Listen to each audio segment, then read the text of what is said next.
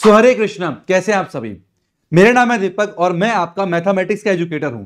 Last 5 साल से लाखों बच्चों को मैथमेटिक्स पढ़ा चुका हूं और साथ ही साथ उनको मोटिवेट भी करता आ रहा हूं। 95% लाना एक गोल है और किसी भी गोल को अचीव करने के लिए 2 सबसे इंपॉर्टेंट चीजें होती हैं। पहला हार्डवर्क और दूसरा सेक्रीफाइस। क्या ये कर सकते हो? अगर कर सकते हो तो ये गोल बनाओ, वरना अपने आप को धोखा मत दो। लेकिन तुम अभी भी इस वीडियो को देख रहे हो, इसका मतलब ये तो कंफर्म है कि तुम अपने 2025 के बोर्ड एग्जाम को लेके सीरियस हो, 95% लाना चाहते हो पर थोड़ा कंफ्यूज हो।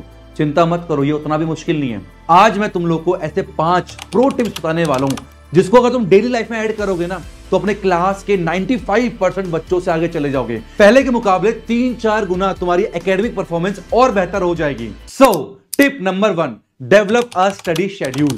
तो अब हमारे पास एक गोल है कि हमें 95% लेके आना है। अब तुम पढ़ने बैठे हो, सबसे पहली प्रॉब्लम, सब्जेक्ट कौन सा पढ़े। 5 सब्जेक्ट है, सब्जेक्ट कौन सा उठाए पढ़ने के लिए। दूसरी बात, चलो सब्जेक्ट चुन लिया, सब्जेक्ट के अंदर कौन सा चैप्टर पढ़े, कौन सा टॉपिक पढ़े। एनसीईआरटी बुक से पढ़े, किसी रेफरेंस बुक से पढ़े या फिर यूट्यूब में किसी की वीडियो से पढ़े। जब तक ये समझ में आता है तब तक नींद आ जाती है और फिर पढ़ने का मन नहीं करता। तो ये प्रॉब्लम्स आ क्यों रही हैं? क्योंकि हमारे पास शेड्यूल नहीं है। आप सोचो, तुम सुबह उठते हो, ब्रश करते हो, ब्रेकफास्ट करते हो, स्कूल चले जाते हो, स्कूल से आते हो 1 घंटा रेस्ट करते हो, देन ट्यूशन चले जाते हो, ट्यूशन से आते हो बहुत सारा होमवर्क होता है, होमवर्क करते हो, फिर डिनर करते हो, उसके बाद सो जाते हो। तो पूरे दिन का हमारे पास शेड्यूल होता है, किस समय उठना है, किस समय ब्रेकफास्ट करना है, किस समय स्कूल जाना है, किस समय ट्यूशन जाना है, किस समय होमवर्क करना है। प्रॉपर एक शेड्यूल होता है और इसी तरीके से आपके पास एक स्टडी शेड्यूल भी होना चाहिए। लेकिन ध्यान रहे, वो शेड्यूल रियलिस्टिक होना चाहिए, मतलब प्रैक्टिकल टू फॉलो होना चाहिए और ऐसा शेड्यूल होना चाहिए जिसको कंसिस्टेंटली आप लोग फॉलो कर सको। और सबसे इंपॉर्टेंट बात यह है, जितने भी सब्जेक्ट आपके पास है उन सब के लिए टाइम एलोकेट होना चाहिए। जो आपका मुश्किल सब्जेक्ट है उसको थोड़ा ज्यादा टाइम देना है, जो इजी है उसको कम देना है, पर सारे के सारे सब्जेक्ट को आपको डेली बेसिस पे टाइम देना है। अभी जून का ही महीना चल रहा है, बहुत समय हमारे पास है एग्जाम आने में। तो जब समय ज्यादा होता ना तो नीड नहीं है एक दिन में एक चैप्टर खत्म करने की। उस बड़े चैप्टर को ना पार्ट्स में डिवाइड करो और हर दिन थोड़ा थोड़ा पढ़ो, पर अच्छे से पढ़ो। तो जाके सबसे पहले ना एक स्टडी शेड्यूल बना लेना। अगर आप लोग चाहते हो कि आपके स्टडी शेड्यूल बनाने के लिए मैं आपकी मदद करूं तो मुझे कमेंट बॉक्स में जरूर बताना। Now tip number 2, do study with active learning techniques. मैंने इसको 3 पार्ट में बांटा है। पहला समराइजिंग इंफॉर्मेशन, दूसरा टीचिंग कॉन्सेप्ट टू अदर्स, तीसरा discussion and debate in groups. तो बात करते हैं पहले समराइजिंग इंफॉर्मेशन की। तो मान लो आज आपने कोई चैप्टर पढ़ा, अब जब रात को सोने जाओ ना उससे पहले कॉपी और पेन लेके बैठ जाओ। जो भी आपने चैप्टर पढ़ा था उसको समराइज करो, अपने लैंग्वेज में याद करो उसका इंट्रोडक्शन क्या था, उसमें कौन कौन से टॉपिक आपने पढ़े थे, उस टॉपिक में क्या फॉर्मूला थे, डायग्राम कैसा था, सारी बातों को समराइज करो। इससे फायदा क्या होगा ना, हो सकता है पढ़ते समय कुछ ऐसे टॉपिक्स रह गए हों जिसमें आपकी पकड़ अच्छी नहीं थी, तो यहां पर जो वीक एरिया था ना उस चैप्टर के अंदर का उसको आइडेंटिफाई कर पाओगे और नेक्स्ट डे ना उसको रिवाइज करके उस टॉपिक को और अच्छे से समझ पाओगे। Now second one, teaching concepts to other. यार ये बात तो साइंटिफिकली प्रूव्ड है, किसी टॉपिक को अगर हम किसी को पढ़ाते हैं ना वो बहुत लंबे समय तक याद रहता है। देखो पढ़ाने से होता क्या, जब हम किसी को पढ़ा रहे होते हैं ना वहां पर हम लोग एक टीचर की भूमिका निभा रहे होते हैं। और टीचर का मतलब क्या, बच्चा कुछ भी पूछ सकता है, तो हमें पहले से पता होता है कि स्टूडेंट ये चीज पूछ सकता है सामने वाला बंदा, तो हम उसका चिंतन मनन बार बार ना उस कॉन्सेप्ट को याद कर रहे होते, समझ रहे होते, इससे ना और अच्छी अंडरस्टैंडिंग बढ़ती है। अब आपने कभी नोटिस किया हो या नहीं किया हो, पर मैंने किया है, कोई टॉपिक जो मैंने स्कूल में अच्छे से नहीं पढ़ा था और मैं उस टॉपिक को पढ़ाने जा रहा हूं, थोड़ा वीक पोर्शन है मेरा वो, लेकिन मैंने नोटिस किया पढ़ाते पढ़ाते ही ना वो एक ऐसा जादू सा होता है कि उस टॉपिक के ऊपर ना अपने आप जो डाउट्स मेरे थे वो क्लियर हो जाते हैं। Now third one, discussion and debate in group. मान लो आप 4 दोस्त हो, एक टॉपिक डिसाइड कर लो, भाई आज हम पढ़ेंगे और नेक्स्ट डे स्कूल में उसको डिस्कस करेंगे। अब नेक्स्ट डे जाओ और बोलो ठीक है भाई आप बताओ आपने क्या समझा।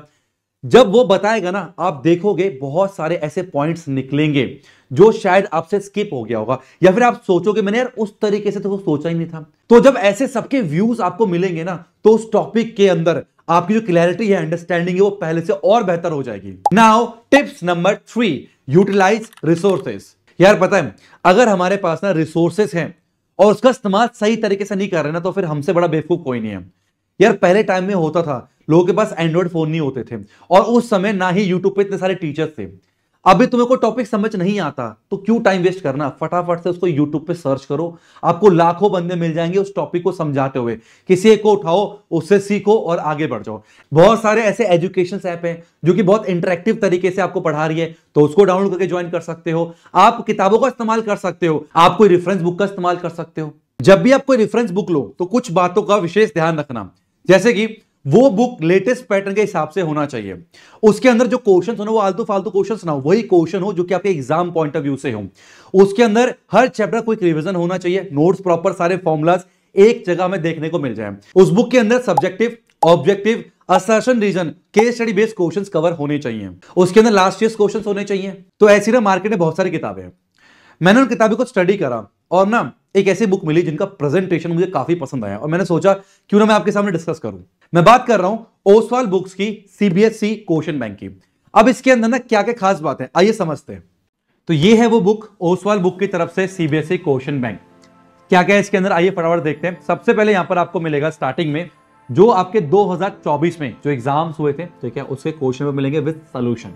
और 2023 में कुछ एडिशनल पेपर्स थे जो कि इस साल बहुत ज्यादा इंपॉर्टेंट हो जाते हैं, तो वो भी आपको यहां पर मिलेंगे विद सॉल्यूशन। ये बहुत जरूरी है, पता है क्यों?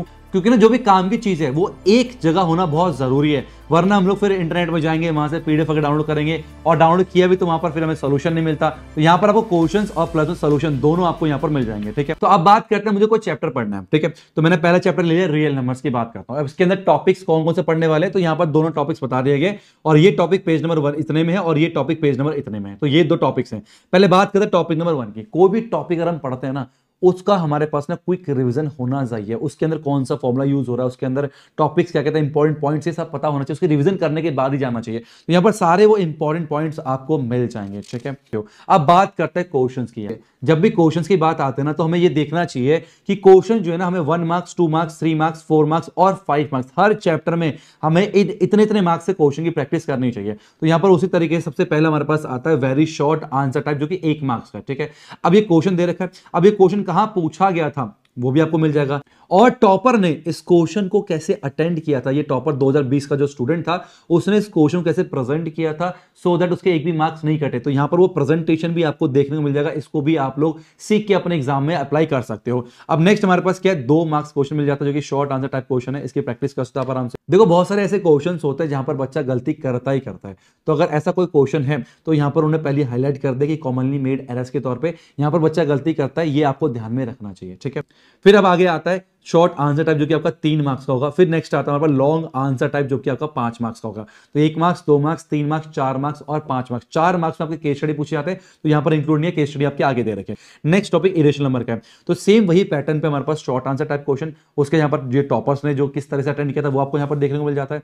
फिर आपके बाद 3 मार्क्स का क्वेश्चन, इस तरीके से सारा चलता है। तो आगे आपको मिलता है कंपिटेंसी बेस्ड क्वेश्चन। ये बहुत ज्यादा आजकल पूछा जा रहा है। 1 मार्क्स में, 2 मार्क्स में, 3, 4, 5 मार्क्स में सारे कंपिटेंसी बेस्ड क्वेश्चन कैसे पूछा रहे हैं यहां पर आपको मिल जाएंगे। ये सारा आपका ऑब्जेक्टिव है, ठीक है। थोड़ा सा आगे चलोगे आपको जो 4 मार्क्स का क्वेश्चन क्या पूछता है, केस स्टडी, तो केस स्टडी क्वेश्चन आपको यहां पर मिल जाएंगे, ठीक है।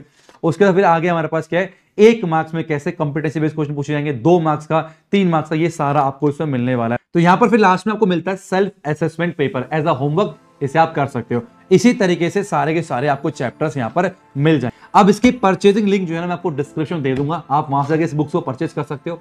इस साल हम इसी बुक को फॉलो करने वाले हैं। आपको पता होगा हम अपने चैनल पे मैथमेटिक्स और साइंस की वीडियोस अपलोड करते हैं। मैं भी सेशन के लिए मैथमेटिक्स की वीडियोस लेके आने वाला हूं और इस बार मैं इसी को as a reference book use करने वाला हूं। तो डिस्क्रिप्शन में आपको इसकी परचेजिंग लिंक मिल जाएगी, आप लोग जाके इसे परचेज कर लेना, तो आपके पास भी रहेगा, तो काफी ईजी होगा चीजों को समझने के लिए। Now tip number 4, do regular revision. ये सबसे ज्यादा इंपॉर्टेंट पॉइंट है जो कि हर बच्चा गलती करता है। यार समझो इस बात को, किसी भी टॉपिक को ना हम लंबे समय तक याद नहीं रख सकते, डिस्ट्रैक्शन बहुत ज्यादा है और नेचुरली भी हम चीजों को भूल जाते हैं।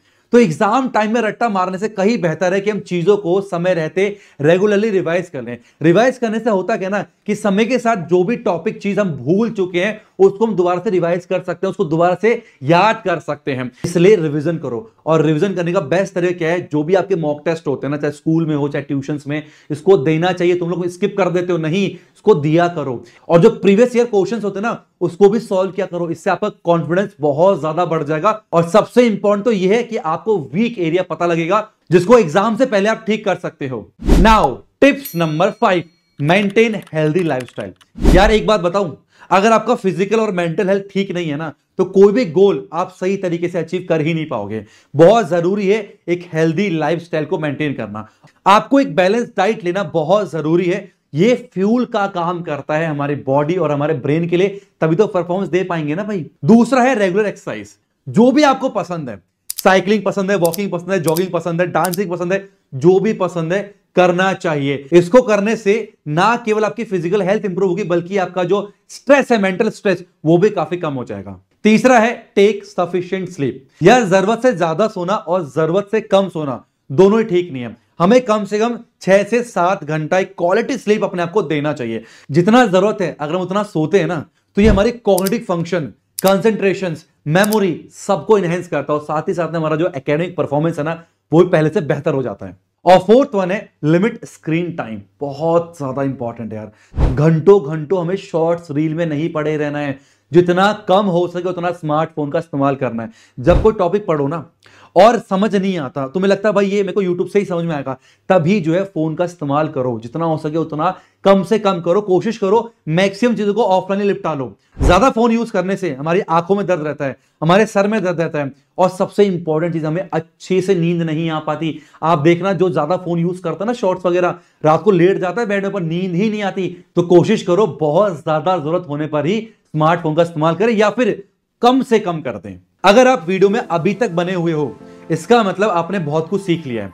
बस अब करना क्या है, अब आपको जो भी चीजें मैंने बताई ना, इसको अपने डेली लाइफस्टाइल में ऐड करो और आप देखोगे ना, आपके एकेडमिक परफॉर्मेंस, मेमोरी, कंसंट्रेशन सब कुछ पहले से बेहतर हो जाएगी और एक नया लाइफस्टाइल मिलेगा, जिससे आप कुछ भी अचीव, जो हमने गोल सेट किया ना 95 लाने का, ये बहुत इजीली अचीव कर पाओगे। अगर वीडियो अच्छी लगी है, वीडियो को लाइक करना और ऐसे और मजेदार वीडियोस के लिए चैनल को सब्सक्राइब जरूर कर लेना। Thank you so much for watching. Hare Krishna.